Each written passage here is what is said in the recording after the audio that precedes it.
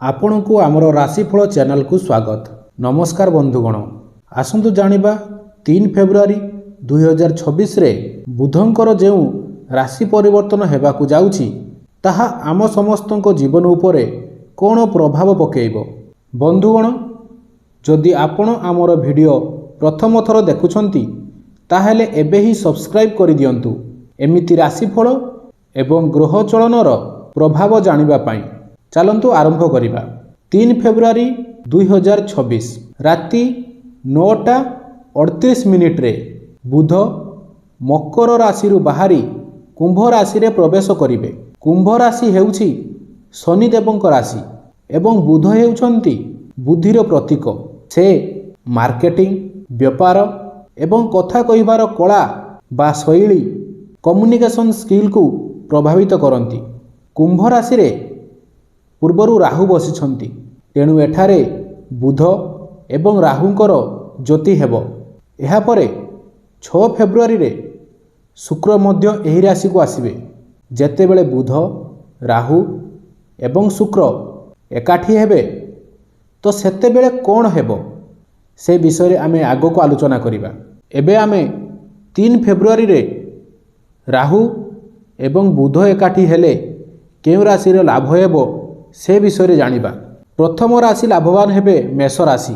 ମେଷ ରାଶି ଆପଣଙ୍କ ପାଇଁ ଏହା 1100 ଭାବରେ ଗୋଚର ରହିବେ, ଯାହାଦ୍ୱାରା ଅଚାନକ ଧନ ଲାଭର ସୁଯୋଗ ମିଳିବ ଏବଂ କ୍ୟାରିୟରରେ ଭଲ ଖବର ପାଇବେ। ଯଦି ଆପଣ ବିଜନେସ୍ କରୁଛନ୍ତି ତାହେଲେ ବିଜନେସ୍ ବଢ଼ାଇବା ପାଇଁ ସୁଯୋଗ ମିଳିବ ଏବଂ କ୍ୟାରିୟରରେ ସଫଳତା ନିଶ୍ଚିତ। ଆପଣ ଯଦି ମାର୍କେଟିଂ ଲାଇନରେ କାମ କରୁଛନ୍ତି ତାହେଲେ ଆପଣଙ୍କର କମ୍ୟୁନିକେସନ୍ ସ୍କିଲ୍ ବହୁତ ଭଲ ରହିବ। ଅଧା ରହିଥିବା କାମ ପୂର୍ଣ୍ଣ ହେବ। ଏ ତ ହେଲା ବନ୍ଧୁ ଲାଭ ବିଷୟରେ। ଆପଣ କ'ଣ କରିବେ ନାହିଁ? ଅଜଣା ଲୋକଙ୍କ ଉପରେ ବିଶ୍ୱାସ କରନ୍ତୁ ନାହିଁ। ପ୍ରତିଟି କାମ କରିବା ପୂର୍ବରୁ ଭାବିଚିନ୍ତି ଡିସିସନ୍ ନିଅନ୍ତୁ, ତେବେ ଯାଇ ଆପଣ ଏହାର ଲାଭ ଉଠାଇ ପାରିବେ।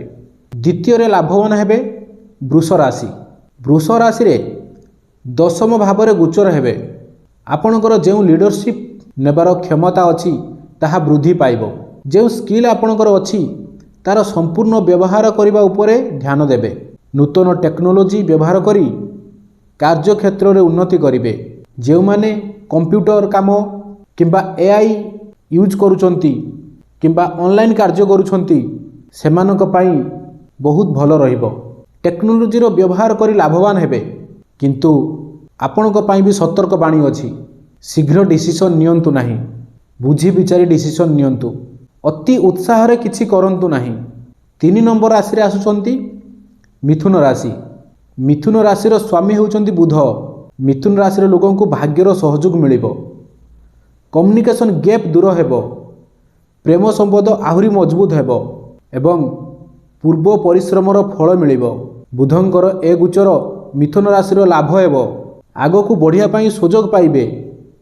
କାର୍ଯ୍ୟରେ ଆପଣଙ୍କ ସ୍ଥିତି ଆହୁରି ମଜବୁତ ହେବ, କିନ୍ତୁ ଧ୍ୟାନ ଦେବେ ନିଜର କଥା କହିବାରେ ସଂଯମତା ରକ୍ଷା କରିବେ। ଏବେ ଦେଖିବା ସିଂହ ରାଶି। ଯେଉଁ କାମ ଅଟକି ରହିଥିଲା ବୁଧଙ୍କର ଗୋଚର ସକାଶେ ସେ କାମ ପୂର୍ଣ୍ଣ ହେବ। ଆପଣ ବିଜନେସ୍ କରୁଥିଲେ କିମ୍ବା ଜବ୍ କରୁଥିଲେ ଆପଣଙ୍କ ସ୍ଥିତି ଆହୁରି ମଜବୁତ ହେବ। ଆଗକୁ ବଢ଼ିବା ପାଇଁ ସୁଯୋଗ ଆସିବ। ବିବାହର ପ୍ରସ୍ତାବ ଆସିପାରେ, କିନ୍ତୁ ଶ୍ରଦ୍ଧାର ସହ ଏବଂ ଡିସିପ୍ଲିନର ସହ ଯଦି ଆପଣ କାମ କରିବେ ତାହେଲେ ଭଲ ସୁଯୋଗ ପାଇବେ। ତୁଳା ରାଶି। ଯେଉଁମାନେ ନିଜର ପ୍ଲାନ୍ କରି କାମ କରୁଛନ୍ତି ସେମାନେ ବୁଧଙ୍କର ଗୋଚର ହେତୁ ଲାଭବାନ ହେବେ। ବ୍ୟବସାୟ ଏବଂ ଚାକିରିରେ ଉନ୍ନତି ହେବ। ଟେକ୍ନୋଲୋଜିର ବ୍ୟବହାର କରି ଆପଣ ଆଗକୁ ବଢ଼ିବା ପାଇଁ ଚିନ୍ତା କରିବେ ଏବଂ ଏହା ଆପଣଙ୍କ ପାଇଁ ଲାଭଦାୟକ ସାବ୍ୟସ୍ତ ହେବ।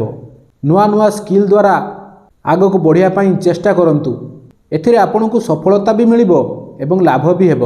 ସନ୍ତାନମାନଙ୍କର ପ୍ରଗତି ହେବ ଏବଂ ଶିକ୍ଷା କ୍ଷେତ୍ରରେ ଥିବା ଲୋକଙ୍କୁ ଲାଭ ମିଳିବ। ଏବେ ଦେଖିବା କେଉଁ ରାଶିର ଲୋକମାନେ ସତର୍କ ରହିବେ। ବିଶେଷ କରି କର୍କଟ ରାଶିର ଲୋକମାନେ ଏହି ଗୋଚର ହେତୁ ଆପଣଙ୍କୁ ସତର୍କ ରହିବାକୁ ପଡ଼ିବ। କର୍କଟ ରାଶିର ଲୋକମାନେ ଏହି ଗୋଚର ହେତୁ ଆପଣଙ୍କ ମନରେ ନେଗେଟିଭ୍ ଚିନ୍ତାଧାରା ଆସିବ, ଯାହାକୁ ବଢ଼ିବା ପାଇଁ ଦିଅନ୍ତୁ ନାହିଁ। କୌଣସି କାମରେ ଶୀଘ୍ର ଡିସିସନ୍ ନିଅନ୍ତୁ ନାହିଁ। ଯଦି କିଛି ଡିସିସନ୍ ନେବାକୁ ଚାହୁଁଛନ୍ତି ତେବେ ସେ ବିଷୟରେ ଯିଏ ଜାଣିଛନ୍ତି ତାଙ୍କଠାରୁ ପରାମର୍ଶ ନିଅନ୍ତୁ। ନିଜର ସ୍ୱାସ୍ଥ୍ୟ ପ୍ରତି ଧ୍ୟାନ ଦେବେ। ନିଜର ବାଣୀ ପ୍ରତି ବି ଧ୍ୟାନ ରଖନ୍ତୁ। ଗୋଟିଏ ଛୋଟ ପ୍ରତିକାର କରନ୍ତୁ। ସକାଳୁ ବେଡ଼ରୁ ଉଠି ନିଶବ୍ଦ ଜାଗାରେ 10 ମିନିଟ୍ ପାଇଁ ଆଖି ବନ୍ଦ କରି ବସନ୍ତୁ, ଯାହାଦ୍ୱାରା ଆପଣଙ୍କ ମନ ଶାନ୍ତି ରହିବ।